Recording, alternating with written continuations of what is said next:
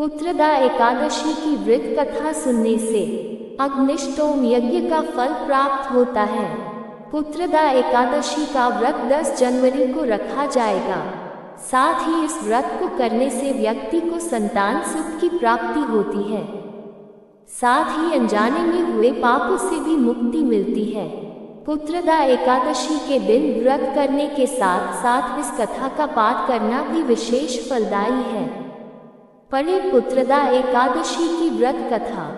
युधिष्ठिर बोले, श्री कृष्ण कृपा करके पौष शुक्ल पक्ष की एकादशी का महत्व बतलाइए।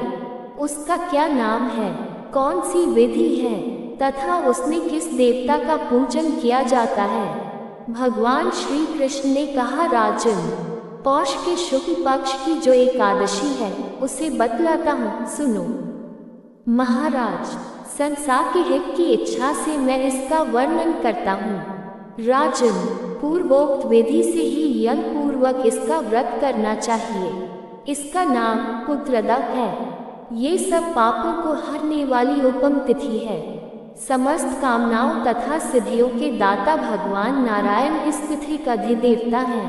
चराचर गणियों सहित समस्त त्रिलोकी में इससे बढ़कर दूसरी कोई तिथि नहीं है। पूर्व काल को बात है, भद्रावतीपुरी में राज सुकेतुमान राज्य करते थे। उनकी रानी का नाम चंपा था। राजा को बहुत समय तक कोई वंशधर पुत्र नहीं प्राप्त हुआ, इसलिए दोनों पति पत्नी सदा चिंता और शोक में डूबे रहते थे। राजा के पितर उनके दिए हुए जल को शोकोच्छ्वास से गर्म करके पीते थे। राजा के बाद और कोई ऐसा नहीं दिखाई देता जो हम लोगों का तर्पण करेगा, ये सोच सोचकर पितर दुखी रहते थे। एक दिन राजा घोड़े पर सवार हो गहन वन में चले गए। पुरोहित आदि किसी को भी इस बात का पता न था। मृग और पक्षियों से सेवित उस सघन कानन में राजा भ्रमण करने लगे। मार्ग में कहीं सियार की बोली सुनाई पड़ती थी तो कहीं उल्लुओं की जहां तहां रीछ और मृग दृष्टिगोचर हो रहे थे। इस प्रकार घूम घूमक राजा वन की शोभा देख रहे थे। इतने में दोपहर हो गया। राजा को भूख और प्यास सताने लगी। वे जल की खोज में इधर उधर दौड़ने लगे। किसी पुण्य के प्रभाव से उन्हें एक उत्तम सरोवर दिखाई दिया, जिसके समीप मुनियों के बहुत से आश्रम थे। शोभाशाली नरेश ने उन आश्रमों की ओर देखा। उस समय शुभ की सूचना देने वाले शकुन होने लगे। राजा का दाहिना नेत्र और दाहिना हाथ फड़कने लगा, जो उत्तम फल की सूचना दे रहा था। सरोवर के तट पर बहुत से मुनि वेदपाठ कर रहे थे। उन्हें देखकर राजा को बड़ा हर्ष हुआ। वे घोड़े से उतरकर मुनियों के सामने खड़े हो गए और पृथक पृथक उन सबकी वंदना करने लगे। वे मुनि उत्तम व्रत का पालन करने वाले थे। जब राजा ने हाथ जोड़कर बारंबार दंडवत किया, तब मुनि बोले, राजन, हम लोग तुम पर प्रसन्न हैं। राजा बोले, आप लोग कौन हैं? आपके नाम क्या है तथा आप लोग किस लिए यहाँ एकत्रित हुए हैं? ये सब सच सच बताइए। मुनि बोले, राजन, हम लोग विश्वदेव हैं, यहाँ स्नान के लिए आए हैं। माघ निकट आया है। आज से 5वें दिन माघ का स्नान आरंभ हो जाएगा। आज ही पुत्रदा नाम की एकादशी है, जो व्रत करने वाले मनुष्यों को पुत्र देती है।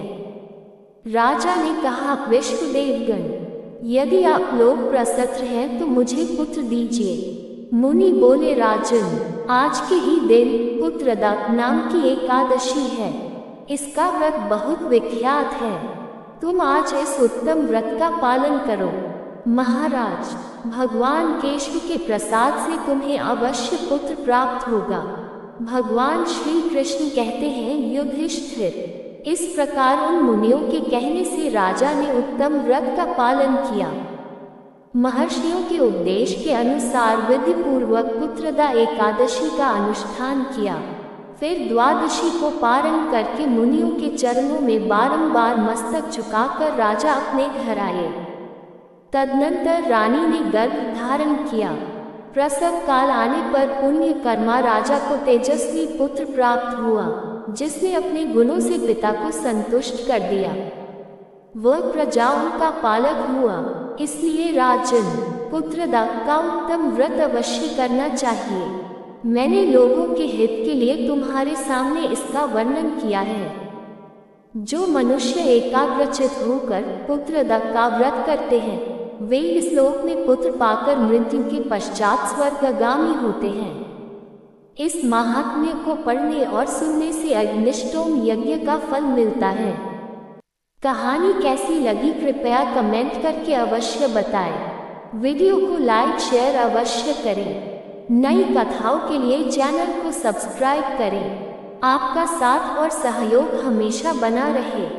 राधा रानी की कृपा आप सभी पर बनी रहे। धन्यवाद। राधे राधे।